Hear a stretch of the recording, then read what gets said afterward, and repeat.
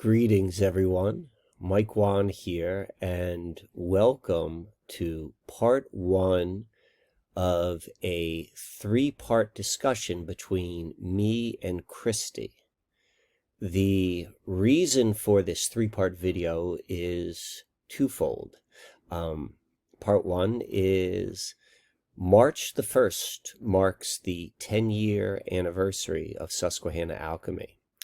And in this discussion, Christi interviews me and kind of brings me back to where Susquehanna Alchemy began, what I had envisioned when it started. And then the video, part three, will conclude with where Susquehanna Alchemy is going, specifically the River and Stars Ceremony Tour, which we will be doing this spring and summer. And so it's 3 hours, and I'm not going to drop a 3-hour video on y'all. So I'm gonna give you 3 1-hour videos. So thank you for watching. Thank you for the support throughout the years. And one more thing, at the time of the recording of this video, it is Gregorian calendar timekeeping, February 13th, 2024. The second iteration of my natural astrology course begins in about 10 days. And so I still have some spaces left. If you are interested, sign up. If you have questions, send me an email. The first one was really the first iteration of the class was very successful. The second one, the one which is coming up, I anticipate to be even better because I have learned from the first one. So that being said, let us go forward with our 10-year anniversary interview. Thank you. We're joined by Christiana Joy Dominguez, and I'm excited for what she and I are going to be sharing with all of you today. So Christi, welcome. Thank you. So what do we have in store today? Where are we going to bring the good people through? The good people. The good people who watch this program. Not the bad people who are shadow banned. Maybe some of them are bad. Maybe some of them are badasses and they would like to be badass people. Oh, there's probably a truth to that. Definitely. So the good badass people. So the shadow ban we'll talk about at the end, right? Yes. We're not going to just drop that and then not pick it back up. Oh, we'll pick it back up. Okay. Are you asking me where are we going today? Yes. Well, partly you brought me on here to interview you, or rather to make public an interview from our coffee table, because I tend to interview you a lot on quite a few topics. But today's coffee table interview became very pertinent to Susquehanna Alchemy and the future direction, the past, and the alchemy of Susquehanna Alchemy. Yeah, Susquehanna. Yeah. So absolutely, we are going to reveal the River and Stars Ceremony Tour, which I think I've been alluding to in a couple past videos, but we're going to go through the details of what that is. And we're going to begin with maybe how Susquehanna Alchemy has gotten to the place where we are right now, which is on the precipice of the River and Stars Ceremony. You like that? No, well, you dropped we. Who's we? Oh. Susquehanna Alchemy. We being maybe everyone who's watching this video. Okay. Sure. So, well, let's just go and dive right in. Oh, to the like interview? Yeah, Okay, so like now we're flipping the script. we're flipping the script. I mean, Was there more that needed to be said? no, but my mouth is so dry and I lost my water. I don't think so. I guess flipping the script is not the right colloquialism. I mean, like flipping the driver's seat. All right, yes. I'm passing the mic to you. Who is the last person that you had on Susquehanna Alchemy, and well, you interviewed that person? I've only done that once. And who was it? Hotep Jesus. Okay, Jesus. And we just were saying like now you're passing the wheel off to someone named Christiana, which is the Christi, Christ. It's like Christiana is the Latin feminine for Christ-like. But I'm interviewing you. Christ is interviewing you. Jesus, take the wheel. Jesus, take the wheel. There you go. That's the transition. Jesus, take the wheel.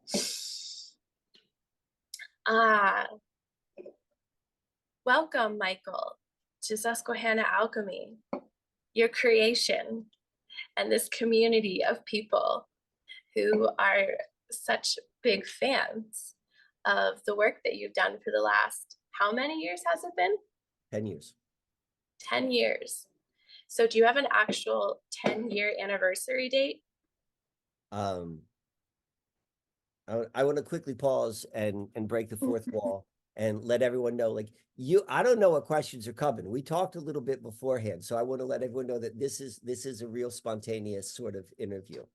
So if I were to go and give the anniversary date, it would be March 1st, 2014, when I moved into an apartment in Marietta, Pennsylvania. So your 10-year anniversary with Susquehanna Alchemy is fastly approaching. It is fastly approaching.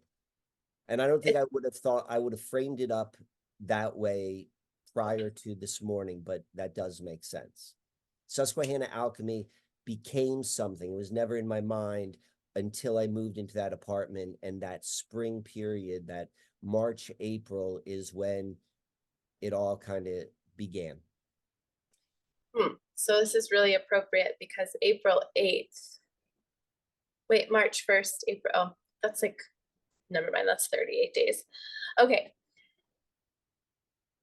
Well, can I share my screen now? Yeah. Okay. That way that no one has to see my face anymore, but they can see your face. So this is a special 10-year anniversary Susquehanna Alchemy video. Yeah, you sit back and you put your seatbelt on there, Mike Juan. Seatbelt on, okay. So I'm just going to be using the slides and the presentation for notes for myself, and also as bookmarkers for if people are wanting to, I always like when people have some type of bookmarker so I can rewind or fast forward. So a few hours ago today, we got to talking about Susquehanna Alchemy, and I don't really remember at this moment what brought up.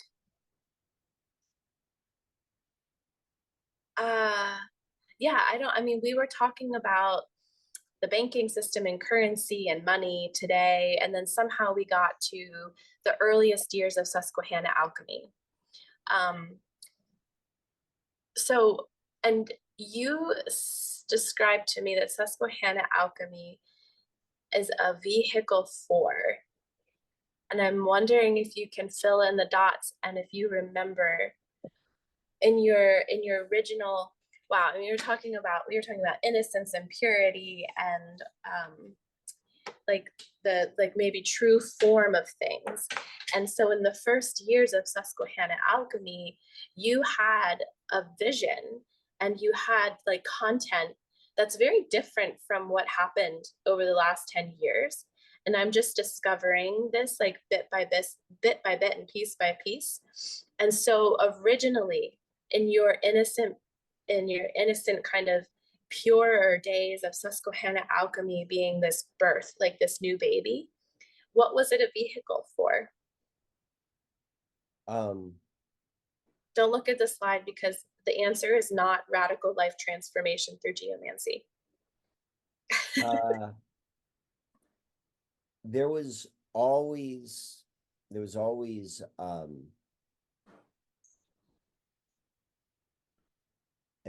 an understanding that the world was heading down a certain technological path, and that path was being sold to humanity, internet and all that sort of stuff. And then that was coupled with then the revelation, if you will, of the Susquehanna mystery, like looking at all of the things that happened on the river and like the map and like the deconstructing all of the details that go into that story. And those two strands, the initial vehicle was kind of a weaving between the two. The return to the river, the understanding of life as being directly, life in this mystery as being highly influenced just purely by flowing water, seemed to be both the antithesis and the solution to a gathering storm, a well-organized gathering storm of this technological direction. So the vehicle was always like to provide an alternative. Like, this is an alternative way in which human beings who are also able to see the storm on the horizon, a place to go and apply like energy, consciousness, and so forth, which is not feeding into that system. And then also coupled with the fact that another solution other than, a technological solution that does not have to be known, that it was very much based upon a faith and understanding and trust in the mystery of life. And what, so it sounds like, so the word solution and alternative, like there's an alternative to the future of technology taking the lead of humanity. And there's, did you say another solution, or there are other solutions to living? Well, maybe solution isn't the right word. Okay. There are other paths. There are other ways in which humans could live. And so it would be a solution to, well, how else can we live if we don't continue down this technological path? I don't want to go back to being a Stone Age farmer. Like, those are my two options.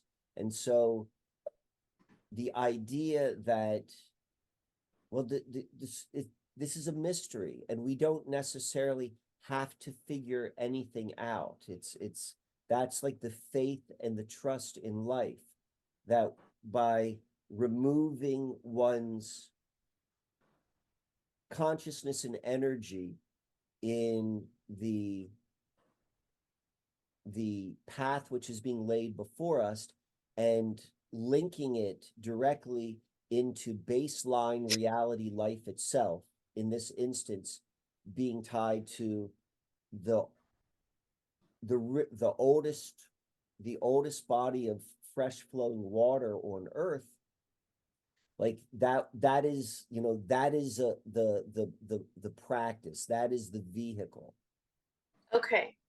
So Susquehanna alchemy the vehicle is both the river, and the vehicle is each individual being, body, human, to be practicing alchemy via consciousness, and where one grounds their consciousness, especially in I mean 10 years ago, especially in the coming days of technology actually ungrounding um, a person's energy. Is that, am I hearing that in what you're saying? Yes, and there's a bit of poetic irony also Mhm. built into Right, Susquehanna Alchemy, because the beginnings of technology, quite literally the first um, electrical distribution power plant, Thomas Edison's first power plant, and the first computer, they both occurred on the river's banks, or actually in the river's waters. right, And so it's not just like random that this is the Earth's oldest river, and the influence of what flowing water has on the unfolding of life um, on the planet. Like, that's true probably for every. It's not true that every river is the oldest river, but it's true that that moving water has influence upon life around it. Um, Recognizing the direction in which we are going, recognizing that that is probably not in humanity's or Earth's best interest, and then also seeing that it all began on the same river. Like, all of that was kind of baked into the initial cake. right. And that 400 years, that the seeds that were planted on the banks of the Susquehanna to harness that, whatever you want to call it, if you're going to call it magic, if you want to call it socioeconomic political power, whatever those moves were that were integrally tied to the Susquehanna River, um, that happened for a little bit over 400 years ago, right? Well, it was the 400 years is like a time period. Right. So it began, let's say, like, I use the establishment of Jamestown as the starting point, so 1607, and then the unveiling of High Point Scenic Vista in 2007. Like, that would be the 400-year period of utilizing the river as a magic, an altar for magical purposes, for influencing life on Earth. Mm-hmm. Right. And so there is a container of 400 years. And by way of storytelling and human beings being creatures of story, and carrying this understanding that, um, you know, it doesn't say it in a history textbook anywhere that like this 400 years is a period of time. But if you apply a certain level of consciousness to the human story, you can very clearly see by what you just explained to us that this 400 years, there is a clear beginning and end. And you can Yeah. see it in the numbers, you can see it in the ritual. And it's not even like, oh, I mean, I know that there's some people who carry the belief that like, oh, that's totally orchestrated by a group of 5 people that live underground and drink. Never mind. I don't want to go down that rabbit trail. Um, but it really could just be like whoever, like if some being is like yourself, you look like you're coming from the aurora borealis right now, like you're coming from another cosmic land. If there's like a cosmic being that's just orchestrating this story, like that's a pretty clear, those are pretty clear story indicators. Without So a doubt, without a doubt, without a doubt. Like, that whole premise, the way you put it, like, without having to necessarily name good guys, bad guys, was this planned? Is this just the way it unfolded? It is so perfectly orchestrated that it would be foolish to not recognize that there's a there. yeah. And so the 400 years, I mean, you chose the 40th parallel to focus on. And in the last 10 years, you and Ross Ben did the podcast, The Rites of the 40th Parallel, and you've done quite a lot of videos together. And it just so happens that 440 are related. And the 40th parallel, which is, people can go watch the Susquehanna mystery videos to discover the potency of the 40th parallel. It just so happens that the 40th parallel is also where you created the rites of passage to harness the potency of the intersection of the parallel and the river, and to harness the potency and the power for one's own alchemy in the same way that the people, whoever the people are, or just how the story used the potency and power of that intersection for the alchemization of this nation to create the empire that's been created over the last 400 years.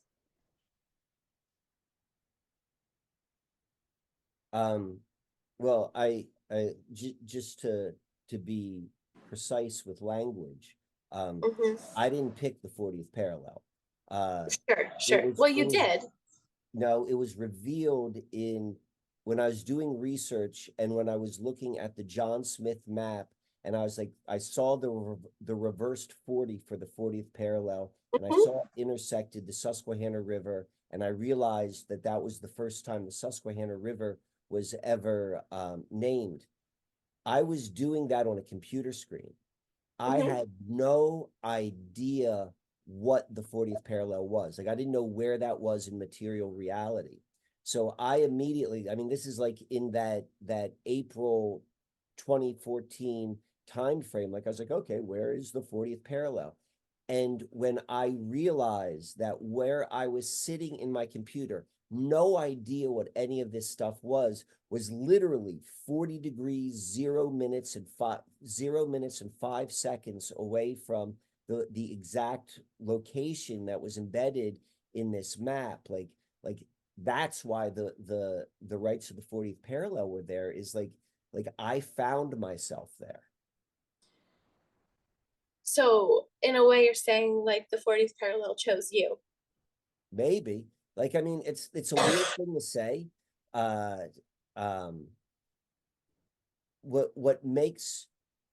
What settles most true for me is the fact that there was probably like a message that was being broadcasted by however like messages like this could be broadcast, and I just heard it first.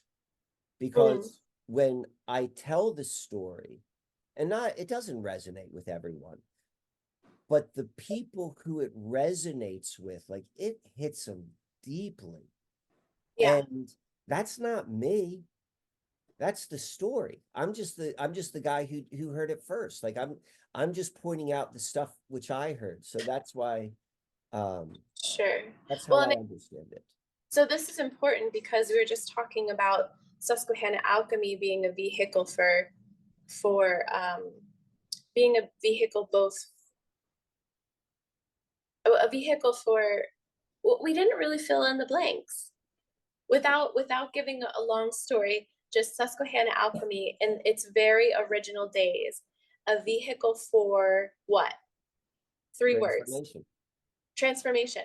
Okay. Literally from lead to gold. The alchemy never meant, it was a double entendre, because like the people who were involved with the establishment of all this stuff in the Susquehanna were quote unquote traditional alchemists, but I always took it as alchemy with a lowercase a, being defined as that mysterious process of how lead turns into gold, how something of low value suddenly becomes very good, very high value. And that always tied into, for me, it was an inner world story, also reflected in the outer world being in this leaded, dark sort of state, going down this armadic technological sort of path. And then all of the experiences that we've had individually and collectively, which are, you know, part and parcel of this sick society, like all of that is transformed into Yeah. like where we're going. And that is grounded in literally the ground. Yeah. Like it's the In the vehicle for in transformation that way. in the Susquehanna specifically, Specifically. like the history shows it, and then you also chose Susquehanna Alchemy for that alchemy to be for the power of the Susquehanna and the alchemy done in the Susquehanna to be also available for individual body being humans. And so I'm like belaboring this point because this is a consciousness story, human story driven thing, and your story specifically being the main channel through which all of this is coming through. You know, it's like flowery and nice to say that the 40th parallel chose you, but also you did choose the 40th parallel. Yeah. Like you chose to live in that apartment, and you made a lot of other choices that led you to live in that apartment, and you chose to take those initial steps to investigate. Do you remember what inspired you to seek that information? Uh yeah. Um I'm curious by nature. It was straight up curiosity. Um like I'm like, what's the Susquehanna River? It began just on Wikipedia. Okay. So you literally just were like, okay, I'm in an apartment and I'm right next to the river. Let me Wikipedia this. And that led you to the John Smith map and you saw the reverse 40. Basically, yeah.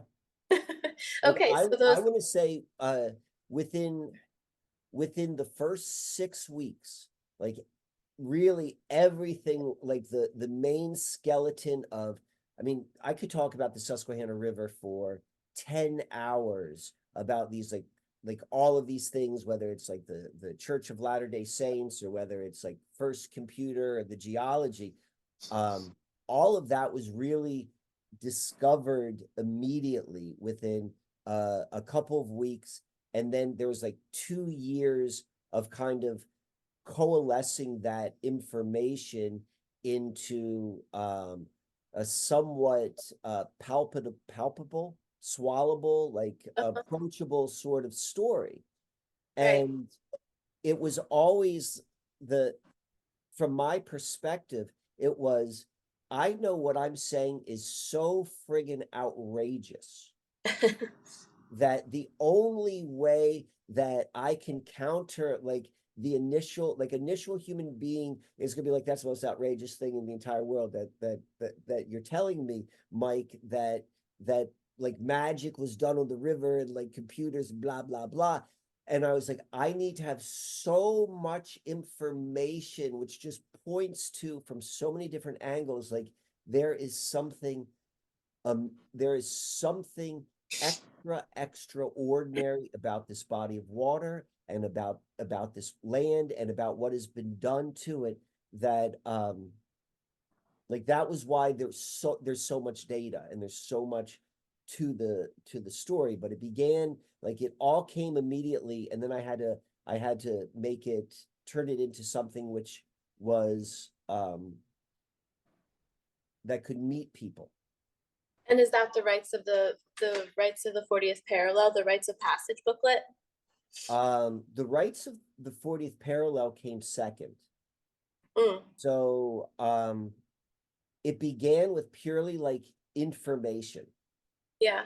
all of this stuff. And like you, I feel I owe apologies to people in those early days, because if I got your ear, it was just horrible.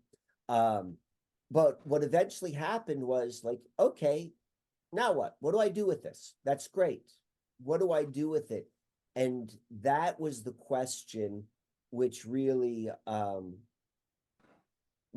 drove the rights of the 40th parallel as an interactive, a journey, a guidebook for an interactive experience.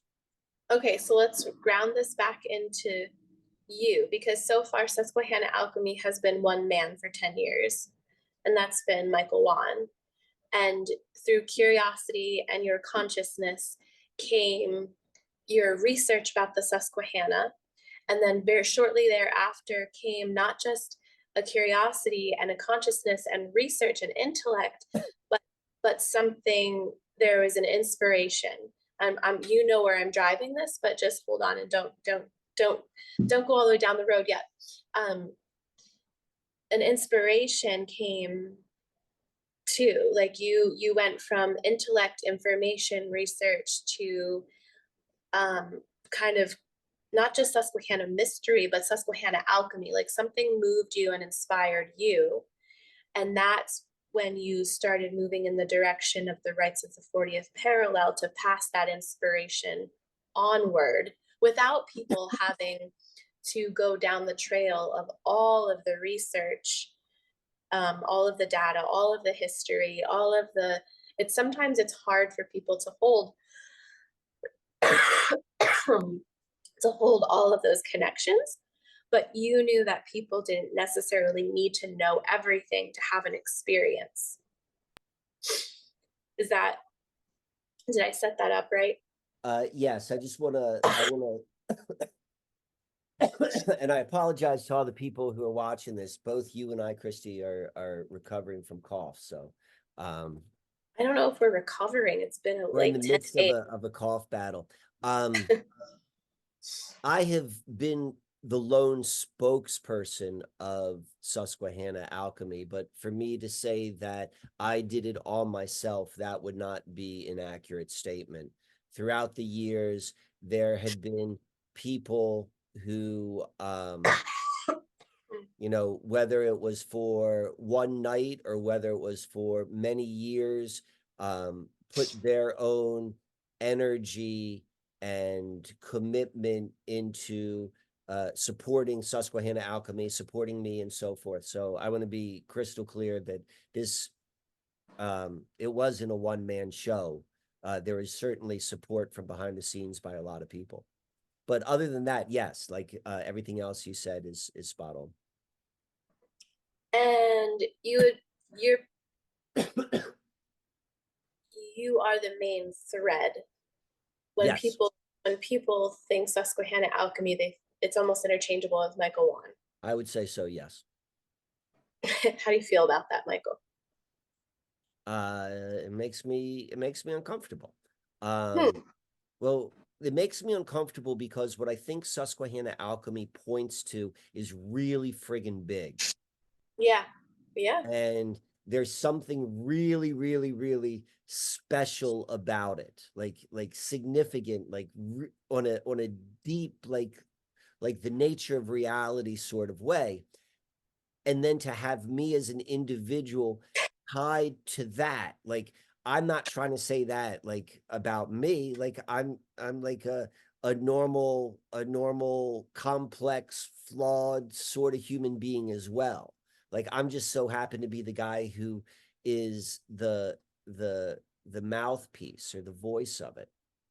I wouldn't say it just so happened. I mean, I don't know how you feel about predestination, but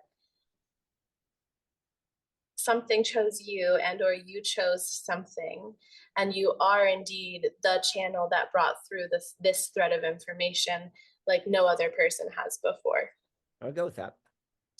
And that I felt that the most, the time I felt that like I don't know if predestined is the right word, but when I saw the 40 in that map and I realized that I'm living where, like I'm discovering something, I'm thinking I'm just like armchair detective, and then I realized like holy crackers, like I'm here.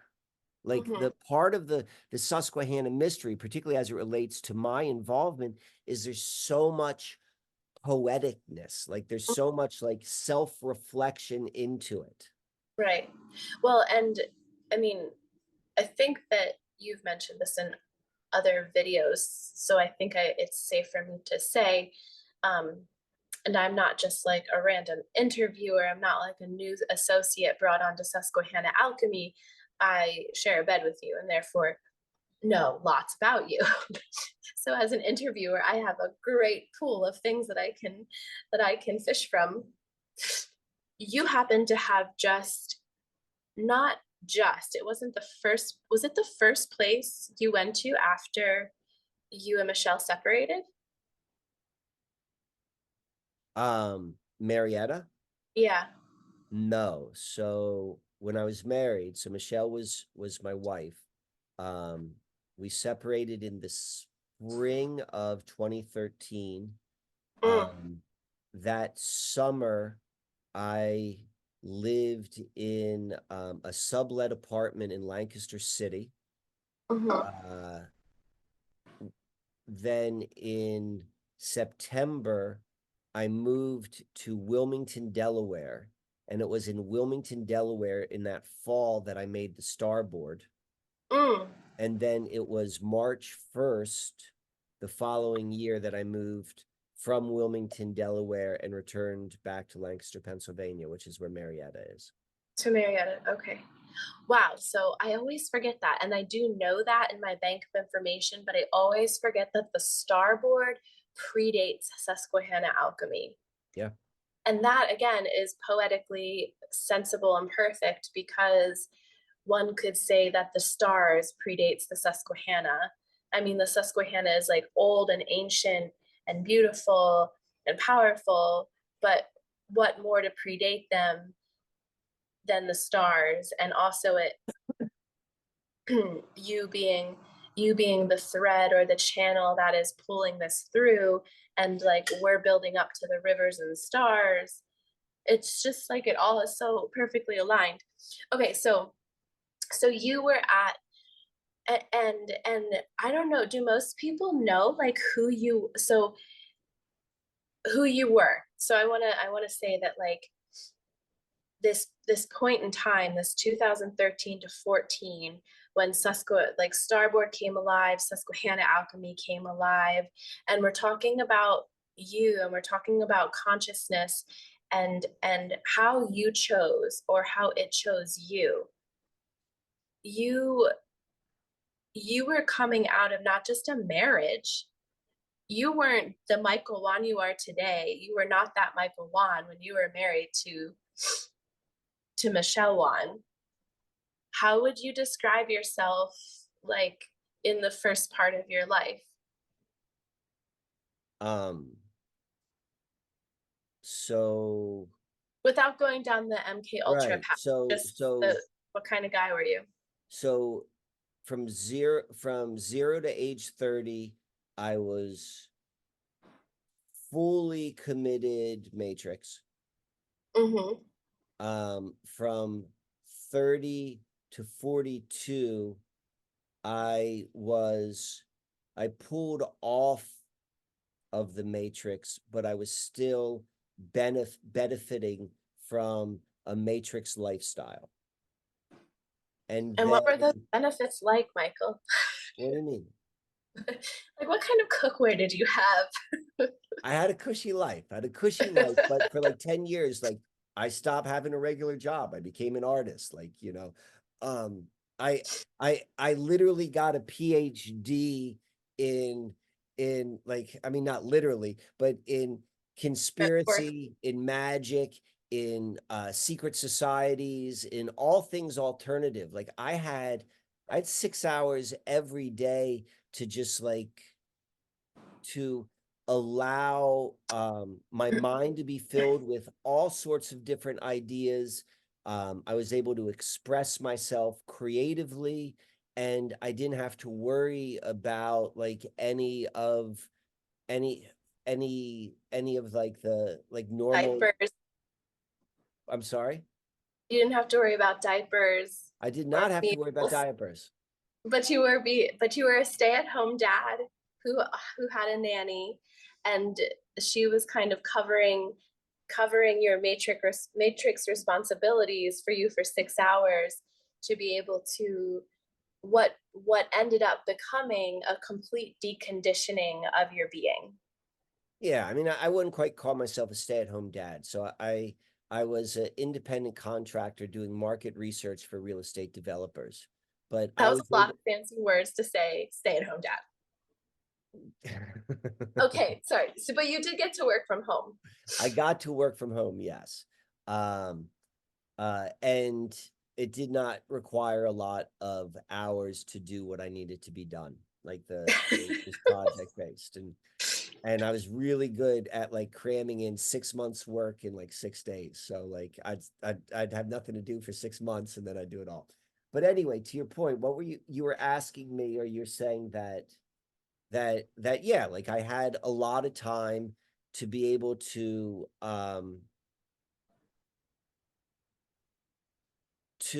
really allow my intellectual curiosity to go in all of the directions, and all of my directions were really like poking holes into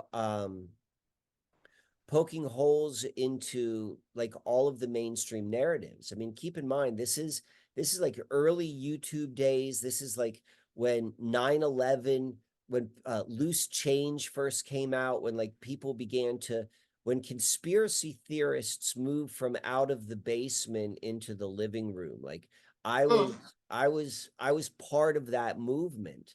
Um yeah. And I remember a very long conversation that you and I had when one of our first conversations that you forgot, but during that time you also had like some type of like priestess initiate you into something, Oh and yeah. you did like you had like Reiki training and like shamanic, like not just conspiracy, but like a lot of like energetic and magical Oh, art stuff. completely. Like everything you could, like everything alternative, like I leaned into it completely. And Mhm. so uh definitely and like I was immensely interested in energy work, in magic, in psychology, in like, inner work, like all of that sort of stuff. And anything that came available, like I would participate. And at the time I had the resources where like I could go and I could do that. Like Right. I was down in Peru in an ayahuasca retreat in, 2010. Hmm.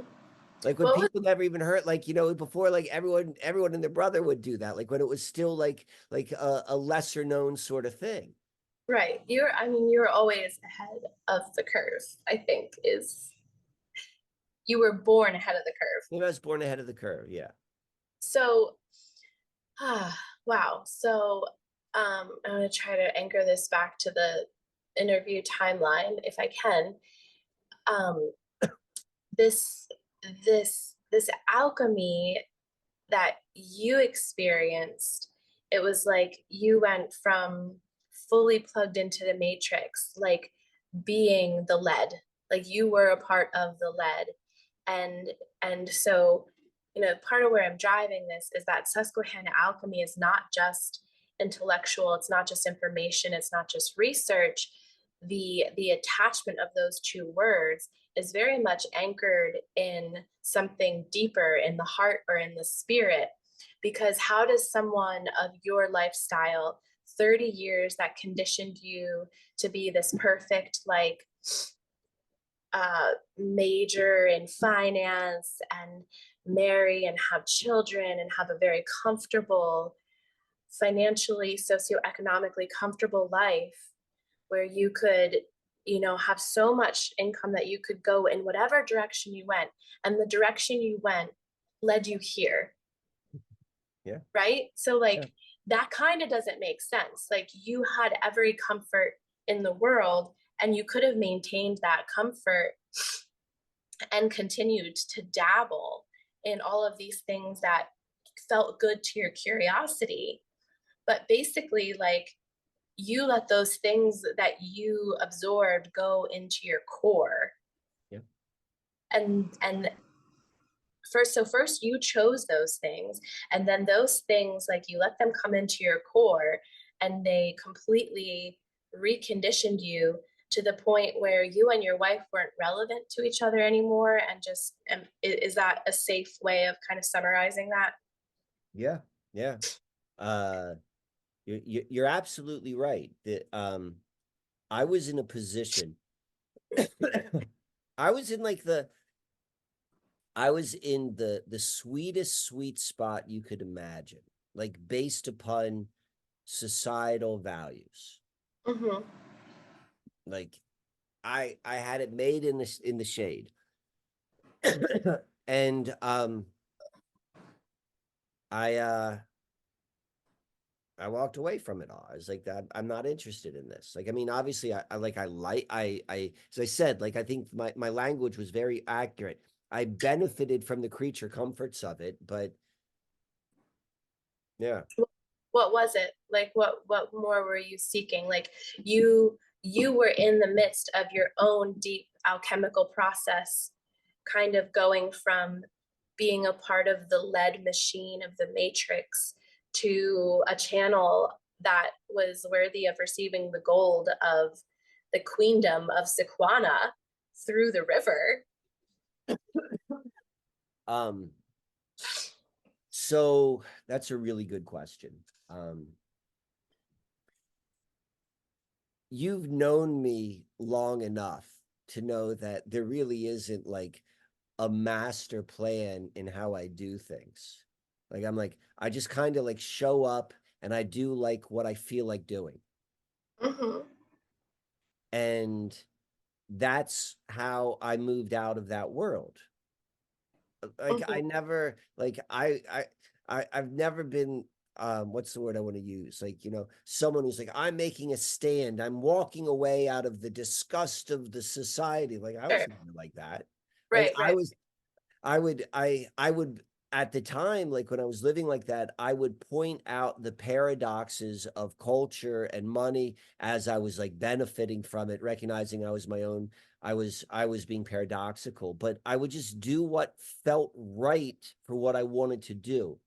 In the moment. As I say that, I'm actually thinking there's one thing which probably was my my my compass was authenticity. Like there was a Mm-hmm. point of like I was aware of some of the paradoxical things of what I was saying and how I was living. And I think because of that, I held a willingness to move outside of that lifestyle. Radical transformation. Yeah. Radical life transformation. Radical life transformation. And then really just through this like innocent curiosity and this purity of authenticity and just being present to each moment without a plan and just knowing that I know this is so colloquial and I don't just being quote true to oneself or just being true to the essence that you were carrying as that essence was being shaped and molded by time and space, or rather time and place. Yeah. And then, okay, so I'm going to jump forward to the next slide and just, I think we've covered the roots of Susquehanna alchemy for you being this real, really personal kind of self-reflection, like seeing your own life go through this radical transformation through geomancy, really, like through where you chose to live and through what was there in the land choosing your attention, and really like like you gave it attention, right, whatever this dance is, um and how impactful and important that was for you, not because it led you to like success or fame or more money or comfort, but it led you to a deeper purity, a deeper truth, and a more free essence and expression of the deepest art of who you are. So um so I just want to dig into some of the artifacts of those early days as they are an expression of that raw alchemization of you, like right when you were birthing Susquehanna alchemy. Can we do that? Yes. I'm gonna pause for a second. I need a glass of Yeah. water. Okay.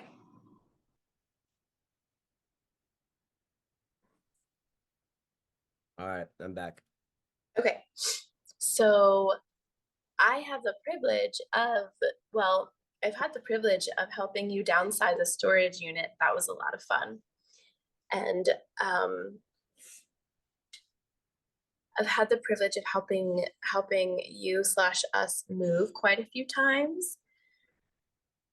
And throughout all this downsizing and moving, and just by way of also occupying an everyday life together, certain artifacts and records kind of slip out of the briefcase, so to speak. And what's the first one? I just want to go to it. Right. Okay. And so also by way of my regular unintentional interviewing you over the coffee table, you end up sending me really random slides from presentations from like 8 to 10 years ago. And so here's one of them. This one, I think you even sent this one just today to me. And there's been lots of slides, but this is the one that made me say, Michael, Susquehanna Alchemy used to be more than a YouTube podcast enterprise, or not an enterprise, but it was something, because I can see it in your early work that your vision for Susquehanna Alchemy had much more to do with alchemy and the sovereignty story available in the Susquehanna than like an interesting, like, anyways, I know that like we're going to weave that together, and there are threads of your original vision still alive. But tell me about this slide, because we just dropped those words, information, inspiration, and I think we're moving towards talking about integration, but these were the three eyes of Susquehanna Alchemy in 2015. So, like, I was going through like old digital files today, and I found this. Like, I don't even remember making this. Those three eyes that you see there, like, I remember making those. Those are each stones, crystals, sand, and paint. And I loved, like, there's a point in time where I was so active in just making stuff, like making like art. And so when I see this, that's where my mind goes to even more so. Like my my my heart beats nostalgic when I see those three pieces. I remember each one of them. So but you're absolutely right. There was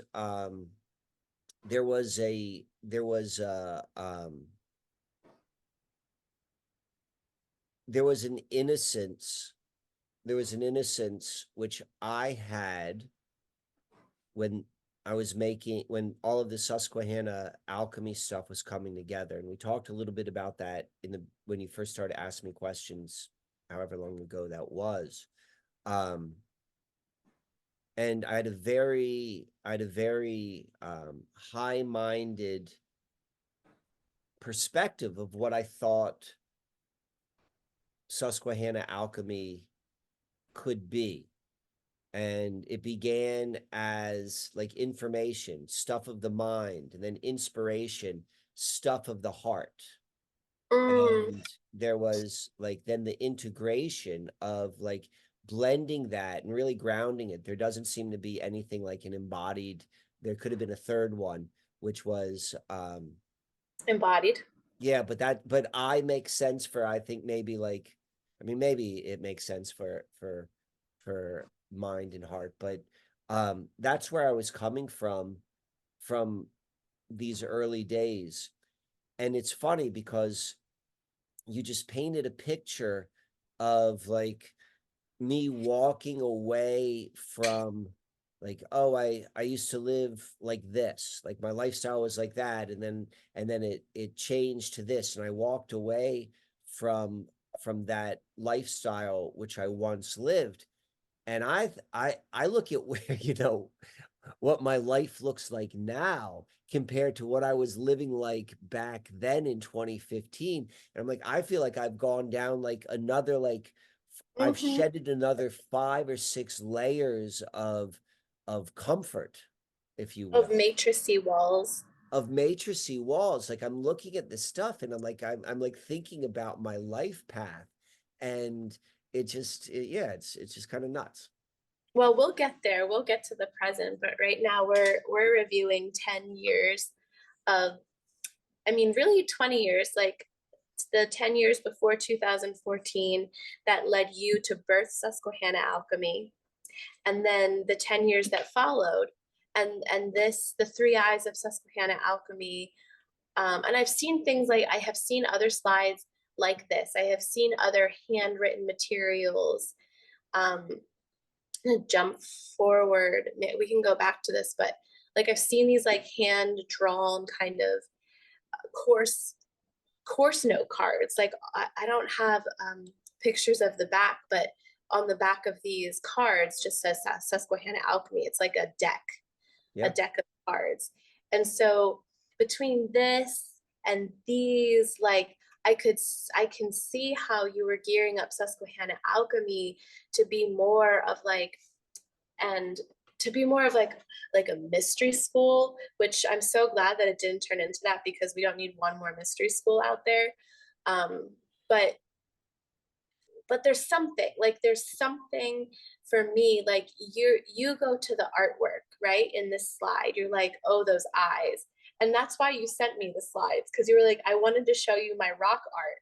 And I was like, I'm more interested in the words, because to me, you are the art, Michael. Like, and the words, when you write words down, like in Right to the 40th Parallel, I often quote that book to you and you're like, no, that's not right. And I'm like, Michael, I'm quoting your work back to you, this is your art. And like these words here, this information, inspiration, integration, like that is also an art form of the inner world that you were nailing down. So um yeah, what are any thoughts or any further, that like as you see these things, like any more that you can pull out from that time period of your vision for Susquehanna Alchemy? Um, so I used the word a little bit earlier, poetic. Like there was this poeticness to it. Um, the idea of artistry, of beauty, um, simplistic beauty, in every expression. Like I remember making this. If you look closely at the three rectangles, and you'll see that each one is like outlined with a color. Like there's a border to it. And and I remember like selecting that font. That font's American typewriter. I remember American typewriter. Um, like the feel, like every single thing was thought of, like what is the feeling that it would invoke. And there was always there was like what's the word I'm looking for, like there's Eloquence. Oh, an eloquence, but also within like a very like simple. yeah, yeah. Like there was like, I'm working with rock, sand, and paint. Like there I didn't know how to use like the software when I started like doing like the digital stuff. Like I couldn't afford, I didn't want to spend money for Adobe, so I would just find like workarounds. Everything which I would do was like, what is the least expensive, um, easiest way to make the most amount of beauty, to go and just like touch the person. Like the beauty was like the way into the person I was trying to reach with these words. Mm. Like I remember this, like now that I look at this, I remember being very conscious of seeing the stepping of the bolded words of awareness, action, and grow, like going like that. And Yeah. you could see, just like how everything was just so thoughtful. That's what it was. It was like I was immensely thoughtful in the presentation of like, and I felt that the information and the purpose and all of it was just, it was deserving of that. And yeah, I felt like an artist. I mean, I still do. Like that all of it's an art. I think I once told you that when talking about the presentations that I make right now, I'm like the way I string ideas together, that's my art form now. It's my Mhm. art form because I just don't have the capability um of doing like the rocks and the sands and the painting. So I certainly miss that. Mm. Yeah, you need a grounded home for some type for a project like that.